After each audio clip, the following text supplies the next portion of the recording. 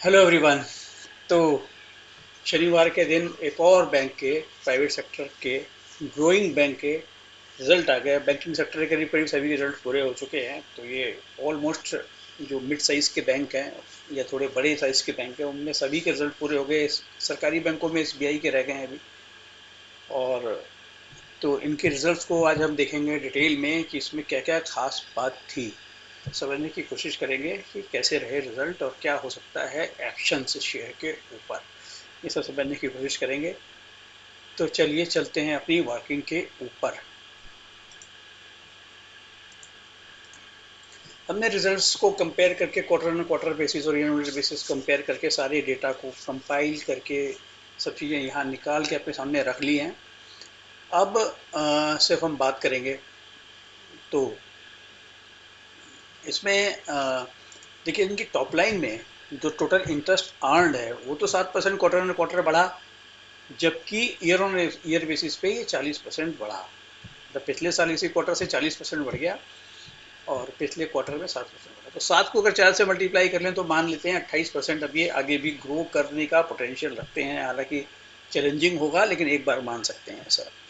Other income इनकी quarter and quarter basis पे 2% गिर गई और ईयर ऑन ईयर बेसिस पे 59% बढ़ी, 59% ग्रो कर गई। अब प्री प्रोविजनिंग ऑपरेटिंग प्रॉफिट जो बैंक का होता है ये क्वार्टर ऑन क्वार्टर बेसिस पे 7% गिर गया। हम कंसोलिडेटेड नंबर की बात कर रहे हैं, स्टैंडर्ड लोन की बात नहीं कर रहे हैं। स्टैंडर्ड लोन के नंबर बगल में लगे हुए हैं, उसकी भी बात कर लेंगे, लेकिन हम कंसोलिडेटेड पे ही अभी कंपैरिजन कर रहे हैं। तो इनका ईयर ऑन ईयर बेसिस पे प्री प्रोविजनिंग ऑपरेटिंग प्रॉफिट तो 54% बढ़ गया, क्वार्टर एंड क्वार्टर पे हो गया 7% डाउन। अब इसको क्वार्टर एंड क्वार्टर बेसिस पे यहाँ देखने वाली बात यह है कि आपकी टॉप लाइन तो बढ़ गई 7% की, लेकिन प्री प्रोविजन ऑपरेटिंग प्रॉफिट गिर गया 7% का। तो ये उल्टी डायरेक्शन में कैसे दोनों गाड़ियाँ चल रही हैं? तो टॉप लाइन बढ़ रही है और नीचे वाली बॉटम लाइन गिर रही है, ये क्यों हो रहा है? तो इसके ऊपर दिमाग लगाना है, लगा लेंगे दिमाग अभी। अच्छा, अब प्रोविजंस जो उन्होंने किए हैं 476 करोड़ के किए हैं, पिछले क्वार्टर में किए थे 482 करोड़, मतलब प्रोविजंस पिछले क्वार्टर से कम किए हैं, अच्छी बात है। नेट प्रॉफिट जो इनका है क्वार्टर ऑन क्वार्टर बेसिस पे गिर गया 10%। कंसोलिडेटेड नंबर्स की बात हो रही है। और ईयर ऑन ईयर बेसिस पे ये बढ़ा हुआ है 52%। तो ईयर ऑन ईयर बेसिस पे तो बल्ले बल्ले है, सब जगह चांदी नजर आ रही है, लेकिन क्वार्टर ऑन क्वार्टर बेसिस पे थोड़ा सा झटका भी नजर आ रहा है। अच्छा जी। अब ये सब करने के बाद इन्होंने दे दिया अपना टैक्स। टैक्स जो बना, टैक्स के जो खर्चे रहे वो पिछले क्वार्टर से थोड़े से कम है क्योंकि प्रॉफिट भी थोड़ा सा कम है। तो वो सब करने के बाद इन्होंने जो ईपीएस निकाला, बेसिक ईपीएस 1 रुपये 10 पैसे का निकाला। और पिछले क्वार्टर में 1 रुपये 30 पैसे था, एक साल पहले ये था 78 पैसे। तो क्वार्टर एंड क्वार्टर बेसिस पे इस पे डेंट आ गया 15% का, ये वाला, ये 15% का डेंट आ गया। और ईयर ऑन ईयर बेसिस पे 41% का राइज आया। कंसोलिडेटेड नंबर्स की बात हो रही है। अब मीडिया में जो भी आप रिपोर्ट पढ़ रहे होंगे, देख रहे होंगे, उसमें हुआ कि 765 करोड़ का प्रॉफिट हो गया और 63% बढ़ गया। तो 765 करोड़ का प्रॉफिट स्टैंड अलोन बेसिस पे तो था, मतलब है इनका, लेकिन कंसोलिडेटेड बेसिस पे है 731 करोड़ का। तो इसमें और इसमें क्या फ़र्क है, थोड़ा सा ये भी समझ लें।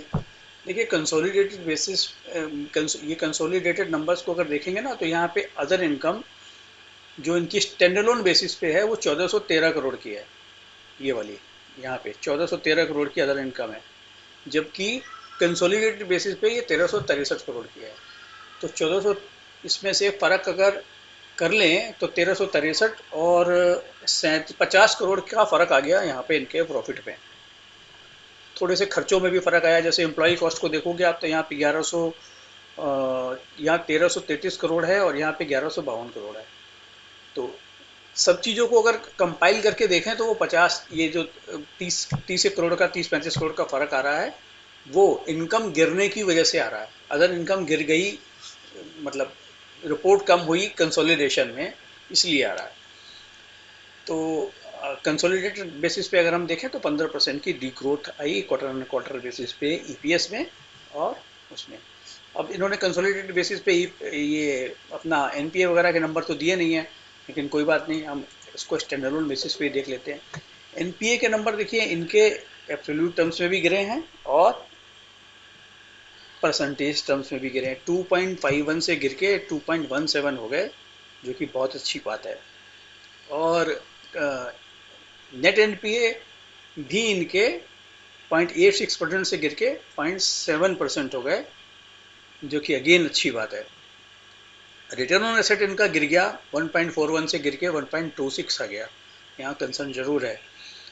और बाकी नंबर तो इनके ठीक ठाक लग रहे हैं, एक्सेप्ट जैसे सभी बैंकों के ऊपर ये इस प्रेशर की बात हुई थी। अब इस प्रेशर को भी एनालाइज कर लेंगे इनके सेगमेंट एनालिसिस से, तो वहाँ से समझ में आएगा कि भाई क्या चीज़ आगे हो सकती है और कहाँ पे इनको इनके कंसर्न्स हैं, हो सकते हैं फ्यूचर में।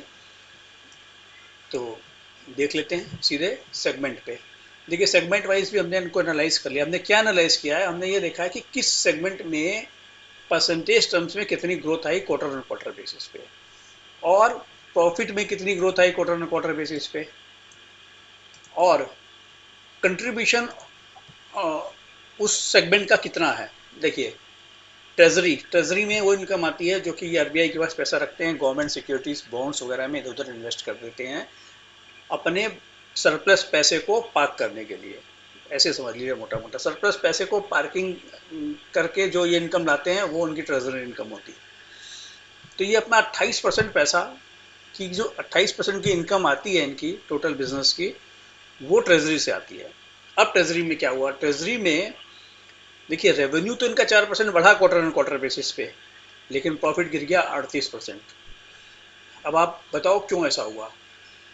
भाई ऐसा इसलिए हुआ क्योंकि इनका कॉस्ट ऑफ फंड हो गया हाई, और जो वहाँ से पैसा आ रहा था आरबीआई से या गवर्नमेंट बॉन्ड्स में जो इन्वेस्टमेंट करते हैं वहाँ से जो आया था वो हो गया कम, उनका स्प्रेड हो गया कम, इस वजह से यहाँ पे नुकसान आ गया। नुकसान एब्सोल्यूट टर्म्स में अगर आप देखेंगे ना तो 330 करोड़ का प्रॉफिट था, 330 करोड़ से घट के 203 करोड़ का हो गया, यानी कि करीब करीब 130 करोड़ का यहाँ पे नुकसान हो गया कंपेटिवली। मतलब लॉस तो नहीं हुआ, प्रॉफिट कम हो गया मतलब। तो एक बात तो रही है। और अब दूसरी बात, दूसरा सेगमेंट इनका है रिटेल होलसेल बैंकिंग का। होलसेल बैंकिंग में क्या है, ये 13% काम करते हैं अपना, 13% काम करते हैं होलसेल बैंकिंग में इनका जो प्रॉफिट था, रेवेन्यू में ग्रोथ हुई है 7% और प्रॉफिट में ग्रोथ हुई है 12%। यानी कि देखो इन्होंने रेवेन्यू होलसेल बैंकिंग में कमाया भी अच्छा है, मतलब लोन भी बढ़ाए हैं।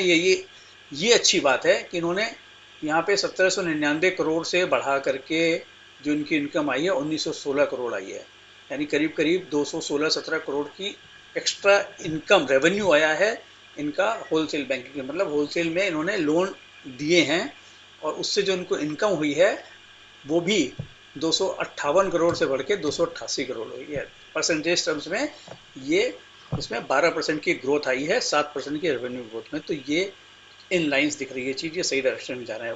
बट सब्जेक्ट टू कि ये जिस तरीके की लैंडिंग करते हैं, उस लैंडिंग में अगर कोई रिस्क है तो वो आगे चल के नज़र में आएगा। एनपीए बढ़ने की संभावना बहुत ज़्यादा हो जाती है कई बार जब आप रिस्की प्रोफाइल में लोन देते हो। तो अब तीसरा सेगमेंट इनका देख लेते हैं, रिटेल बैंकिंग। रिटेल बैंकिंग में ये रिटेल बैंकिंग इनका कैश का हो एक तरीके से, क्योंकि सबसे ज़्यादा ये डिपेंडेंसी इनकी रिटेल बैंकिंग में ही है। और मिस्टर वैद्यनाथन जब से इन्होंने संभाली है बागडोर, यही कहते आए हैं कि हमें आईडीएफसी फर्स्ट बैंक को एक लीडिंग रिटेल बैंक बनाना है। तो बना भी रहे हैं, 57% काम वहीं से चल रहा है इनका।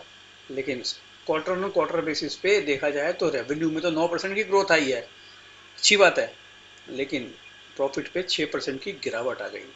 एब्सोल्यूट टर्म्स में भी देखें तो 524 करोड़ से गिर के 495 करोड़ का प्रॉफिट आया है।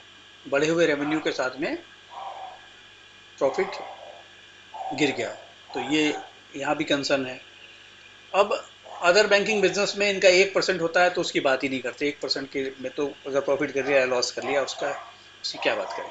तो ये हो गया 100% का इनके बिजनेस का ब्रेकडाउन, और उनकी परफॉर्मेंस, रेस्पेक्टिव परफॉर्मेंस यहाँ से आपको देखने को मिली। कुछ और चीज़ें हम देखेंगे इनके इन्वेस्टर प्रेजेंटेशन में जा करके, जो इम्पोर्टेंट चीज़ें हैं उन्हीं को हमने पिक किया है। सारी चीज़ें आपको दिखाऊंगा तो आप भी बोर होगे और चीज़ें समझ में भी नहीं आएंगी। सीधे मेन नंबर्स पे बात करते हैं, की नंबर्स पे बात करते हैं और अकॉर्डिंगली फिर कंक्लूजन ड्रॉ करने की कोशिश करेंगे।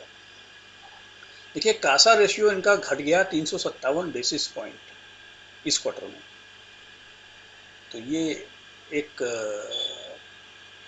दिक्कत वाली बात हो गई कि भाई कम कासा आ रहा है तो इसका मतलब पैसा महंगा मिलेगा, आपको फ्री वाला पैसा मिल नहीं रहा। और दूसरी बात मैं आपको बताऊं कि ये लोग अभी भी सेविंग अकाउंट पे काफ़ी अच्छा खासा इंटरेस्ट देते हैं। मेरा भी सेविंग अकाउंट इन्हीं के पास है और मैं सिर्फ इसीलिए सेविंग अकाउंट रखता हूँ यहाँ पे क्योंकि मेरे को ब्याज ज़्यादा मिलता है। 6% का करीब ये ब्याज सेविंग अकाउंट पे देते हैं अगर आपका टिकट साइज 25 लाख से ऊपर का है तो। तो एक ये बात हो गई। अच्छा, ग्रॉस एनपीए रिड्यूस हुए हैं, ईयर ऑन ईयर बेसिस पे इन्होंने निकाला हुआ है नंबर, तो ईयर ऑन ईयर बेसिस पे ही देख लेते हैं। ग्रॉस एनपीए और नेट एनपीए में प्रॉब्लम नहीं है।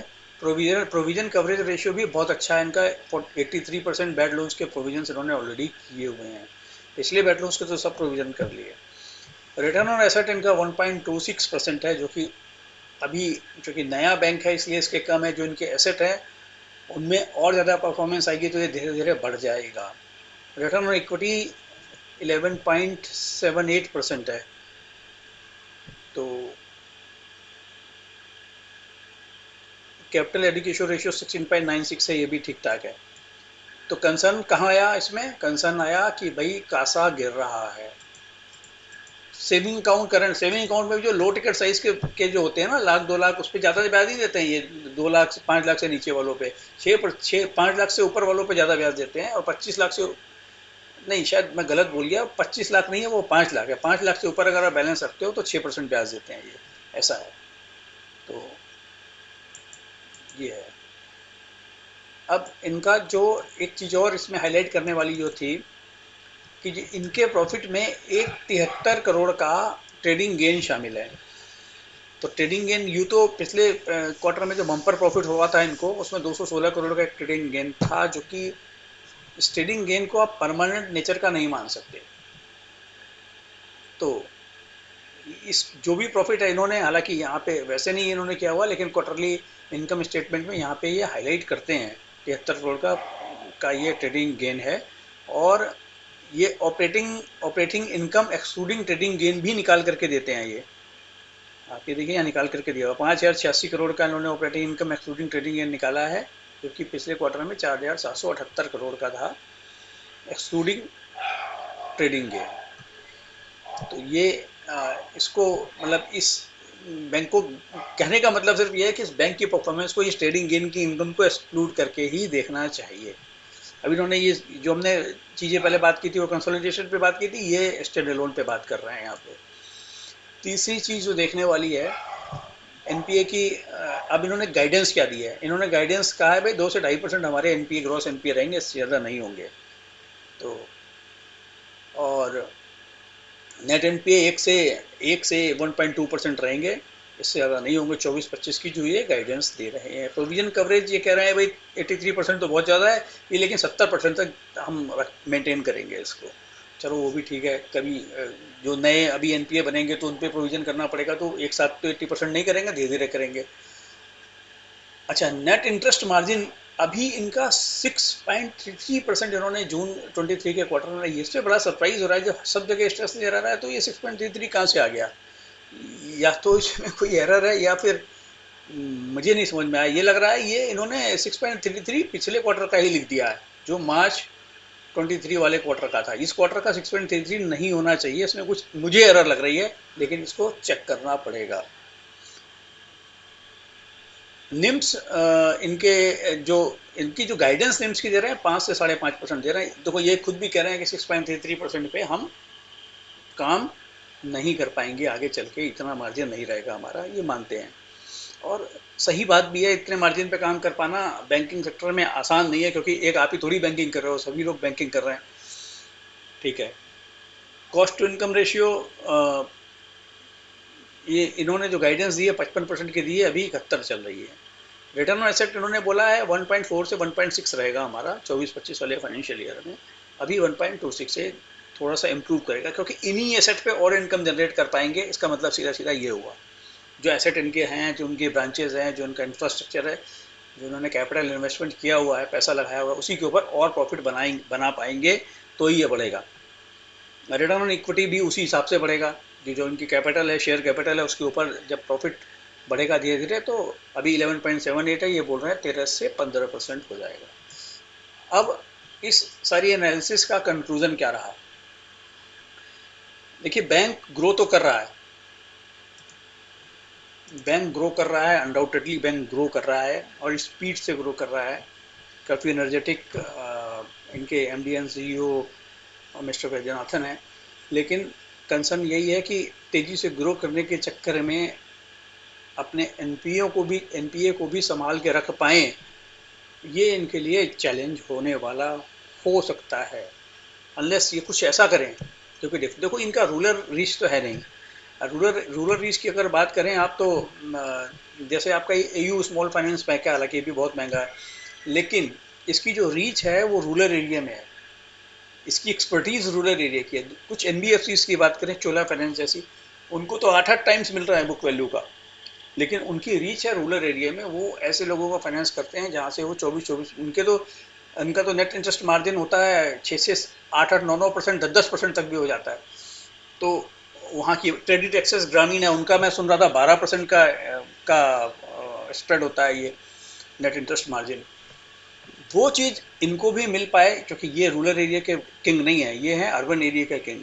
यहाँ पे जिस तरीके की ये लोन्स देते हैं, वो, क्योंकि बाकी बैंक भी हैं यहाँ पे, उनसे भी कॉम्पीट करना, आप पैसा भी थोड़ा महंगा लेते हो, आपको आपको CASA HDFC bank, ICICI bank, Axis bank, SBI जैसा तो मिल नहीं सकता, आपको उसके ऊपर खर्चा ज़्यादा करना पड़ता है। आप देते हो 6% ब्याज, तो मुझे ही देते हो आप, तो कासा भी आपका महंगा होता है।